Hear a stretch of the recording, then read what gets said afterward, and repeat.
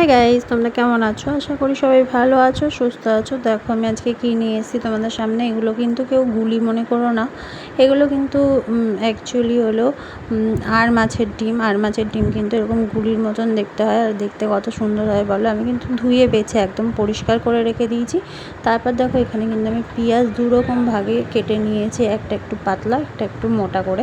তাই অল্পটা হলো গিয়ে পাতলা করে কেটেছিলাম, যেটা আমি ডিমের মধ্যে দেবো, আর যেটা কিন্তু মোটা করে একটু কেটেছিলাম ওটা আমি তেলের মধ্যে দেবো। আর এখানে দেখো আমি কিন্তু কড়াইও বসিয়ে দিয়েছি, কড়াই কিন্তু আমি এখানে বসিয়ে দিয়েছি গরম হওয়ার জন্য। আর এইখানে দেখো মাছের ডিমটা কিন্তু আমি ভালো করে মেখে নেব। কীরকমভাবে মাখবো দেখো, এখানে কিন্তু পেঁয়াজ, নুন, হলুদ, লঙ্কার গুঁড়ো সব কিছু কিন্তু আমি এর মধ্যে দিয়ে দেবো ভালো করে। দেওয়ার পরে লাস্টে কিন্তু আমি এর মধ্যে দেবো কী বলো তো, কী দিলে না মাখা যাবে। আর ঝালটা কিন্তু অবশ্যই তোমরা তোমাদের মতনভাবে খাবে। আর কারণ হলো গিয়ে ঝাল আমরা বেশি খাই, আর ঝালটা যখন এতে কিন্তু ঝালটা একটু বেশি লাগে, মানে আমাদের হয়তো লাগে, জানি না কার লাগে কি লাগে না। আর এখানে দেখো কড়াই গরম হয়ে গেছে, আর আমি কিন্তু এখানে সর্ষের তেল দিয়ে দিয়েছি। আজকে কিন্তু সর্ষের তেলেই রান্না হবে। আর মাছের ডিমটার মধ্যেও কিন্তু আমি কিছুটা সর্ষের তেল দিয়ে দিয়েছি, যেহেতু এটা মাখা হবে। সর্ষের তেলটা এটার মধ্যেও দিয়ে দিয়েছি, দিয়ে কিন্তু আমি চামচ দিয়ে ভালো করে মেখে নেব। আর মাখার সময় কটা ডিম কিন্তু আমি 4-5টা কি 10-12টার মতন ডিম আমি একটুখানি ফাটিয়ে দেবো। তার কারণ হলো ডিমটা তাহলে বেশ ভালোভাবে হবে, আটকে যাবে আর কি, আঠালো টাইপের হয়ে যাবে যখন আমি এটা তেলের মধ্যে দেবো, নাহলে কিন্তু সব ছাড়া ছাড়া টাইপের দেখতে লাগে। তার জন্য করে আমি কটা ডিম জাস্ট ভেঙে দেবো, আর কিছুই না। আর অনেকে কিন্তু এই মাছের ডিমটা জানো তো করতে পারে না, যেহেতু বলে ফাটে, মানে এই ডিমটা সত্যিই ফাটে বলেই কিন্তু করতে পারে না। তার জন্য আমরা যাতে না ফাটে তাই কিন্তু আমি আগে এই যে দেখো পেঁয়াজ এখানে দিয়ে দিলাম বেশি করে কিন্তু পেঁয়াজ দিচ্ছি। তারপরে আমি এর মধ্যে কী দেবো দেখো। আর তোমরা কিভাবে খাও, আর কে কে খাও না সেটাও আমাকে অবশ্যই জানাবে। আর যারা খাও না তারা একবার অবশ্যই ট্রাই করে দেখতে পারো, অনেক কিন্তু ভালো লাগে খেতে। এটা অনেকে অনেক রকমভাবে করে, জানি না কীরকমভাবে করে, তবে কিন্তু আমরা কিন্তু এইভাবেই করি। আর আমি কিন্তু এটা করতে জানতাম না, আমাকে একজন শিখিয়েছে, তো সেই থেকেই কিন্তু আমি শিখেছি। তবে তার মতন তো হয় না এটা, যাই হোক আমি আমার মতনভাবে ভালোভাবে করার চেষ্টা করি। আর দেখো এখানে কিন্তু আমি পুরোপুরিভাবে পেঁয়াজটাকে ভালো করে ভেজে নিচ্ছি, মানে ব্রাউনভাবে। আর এখানে দেখো টমেটো দিয়ে দিচ্ছি, টমেটো আমি এখানে 2টো টমেটো দিয়েছিলাম।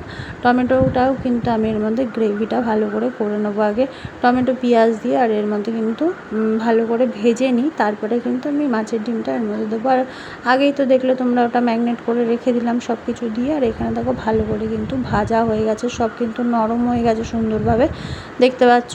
তা এইবারে কিন্তু আমি মাছের ডিমটা এর মধ্যে অ্যাড করে দেবো। মাছের ডিমটা আগের থেকেই মেখে রেখেছিলাম, দেখেছো তোমরা, পেঁয়াজ টিয়াজ সব কিছু দিয়ে মশলা দিয়ে। আর এই দেখো আমি কিন্তু মাছের ডিমটা দিয়ে দিলাম, আর দিয়ে ভালো করে কিন্তু এটা মিক্স করে নেবো। আর এর মধ্যে কিন্তু আমি অল্প একটু জল দেবো, জলটা কিন্তু আমি জলটাও কিন্তু এমনি দেবো না, যেই বাটিটাতে আমি রেখেছিলাম এটা মেখেছিলাম মাছের ডিমটা, সেটারই ধুয়ে একটুখানি জল জাস্ট ওপর দিয়ে দেবো, যাতে কিনা এটা ভালোভাবে হয়ে যায়। আর তো আমি এর মধ্যে জল অ্যাড করবো না, তার জন্য এইটুখানি জল এর মধ্যে অ্যাড করছি, দেখতে পাচ্ছ জল কতটা দিয়েছি। আর এটাই কিন্তু আমি ধুয়ে ভালো করে জলটা দিয়ে দিলাম, তাহলে এটাও ওয়েস্ট হলো না আর কি, মশলাগুলো যেগুলো লেগেছিলো ওগুলোও ধুয়ে দেওয়া হয়ে গেল। আর স্বাদও হয় নাকি শুনেছি, যাই হোক দেখো এরকমভাবে করতে হবে। আর এরপরে কিন্তু আমি এটা ঢেকে দেবো, একদমই কিন্তু আমি খুব বেশি আঁচও দেবো না, কম আঁচও, মিডিয়াম আঁচেই রাখবো এটা, রেখে কিন্তু আমি এটা বানিয়ে নেব। আর দেখো আমি এই যে দেখো দেখেছো ঢেকে দিলাম, কারণ হলো গিয়ে যদি এটা ফুটতেই পারে, না ফোটার কিছু কারণ নেই।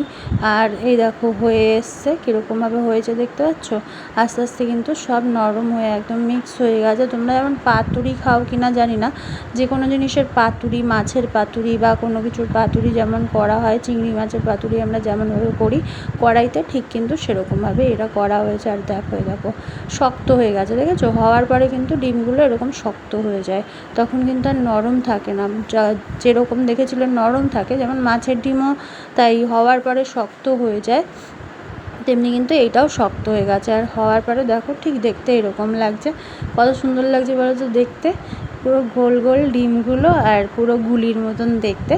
তবে এই দেখো দেখেছো শক্ত। দেখো নখও ঠিক করে ঢোকাতে পারবে না, এগুলো জাস্ট দাঁত দিয়ে কামড়ে খাবে, ভালো লাগবে খেতে ভাতের সাথে। আর আমাদের আজকে দুপুরের লাঞ্চ কী আছে দেখো, এখানে ভাত, এখানে মাছের ডিম, দেখেই চোখ বানিয়েছি মাছের ডিম। এখানে আছে কিন্তু বিট ভাজা, বিট ভাজাটা কিন্তু আমি লাল শাকের মতন করেছিলাম। আর এখানে দেখো রয়েছে কিন্তু এই ভেন্ডি আলু ভাজা।